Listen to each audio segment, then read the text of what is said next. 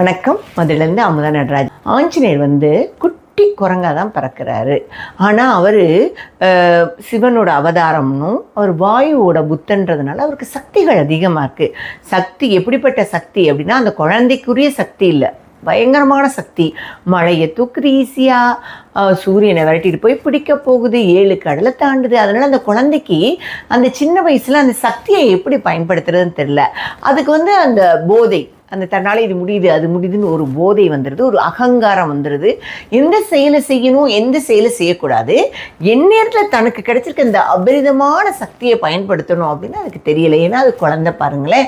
So அது என்ன பண்ணுது, முனிவர்கள் தேவர்கள் நல்லா தவம் செய்யும் போது அந்த தவத்தை கலைக்குது, அவங்க தாடியை பிடிச்சி இழுக்குது, கமண்டலத்தில் இருக்க தண்ணியை ஊற்றி ஹோமத்தை அணைச்சி விட்டுருது, அவங்க உட்கார்ந்துருக்க பலகையை தூக்கி எரியுது, அவங்க உடைகளை எடுத்துகிட்டு போய் மரத்து மேலே போடுது. இப்படியே பண்ணுதுன்னா அவங்கெல்லாம் தாங்கிக்கிறாங்க.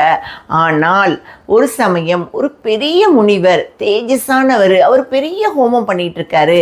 பண்ணும் போது இந்த குட்டி குரங்கு என்ன பண்ணுது, தன்னுடைய சக்தி அதிகமாக பயன்படுத்தி அவரோட அந்த ஹோமத்தை கலைக்கும் போது அவருக்கு ரொம்ப வருத்தம் வருது.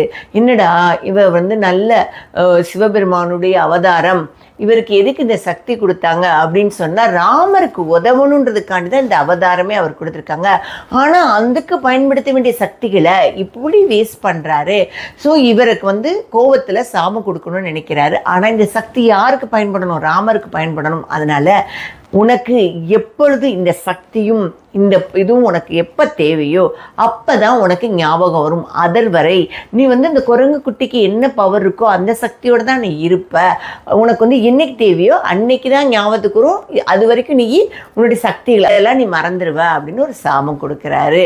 அப்போ சாபம் கொடுத்தப்ப என்ன சொல்கிறாரு, ஒரு சக்தி வாய்ந்த மனிதரால் உன்னுடைய பழைய ஞாபகங்கள் வரப்பெற்று உன்னை சக்தியை பற்றி நீ அறிந்து கொள்வாய் அப்படின்னு.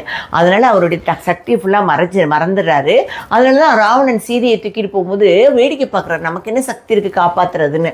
அப்படி இருக்கும்போது இந்த இலங்கையில் போய் படையெடுத்துட்டு போய் சீதையை மீட்டுட்டு வரணுன்றப்ப திகைச்சு நிற்கிறார் அனுமன். அப்போ ஜாம்பவான் சொல்கிறாரு, அனுமன் நீ எப்படிப்பட்ட சக்தி வாய்ந்தவன் தெரியுமா, உன்னோட சக்தியே உனக்கு தெரியலை, நீ யார் தெரியுமா, குழந்தையில நீ என்னென்னலாம் பண்ணியிருக்க தெரியுமா, நீ சூரியனை பிடிக்க போயிருக்க, நீ வாயோட ஸ்பீடாக போவ, நீ 7 கடலை தாண்டியிருக்க, நீ மலையவே சாதாரணமாக தூக்கி போடுவ, அப்படிப்பட்ட நீ திகைச்சு நிற்கலாமான்னு சொல்ல சொல்ல அனுமனுக்கு அந்த பழைய ஞாபகங்கள் சக்தி அப்புறம் தான் 7 கடல் தாண்டி போகிறது எல்லாமேவா.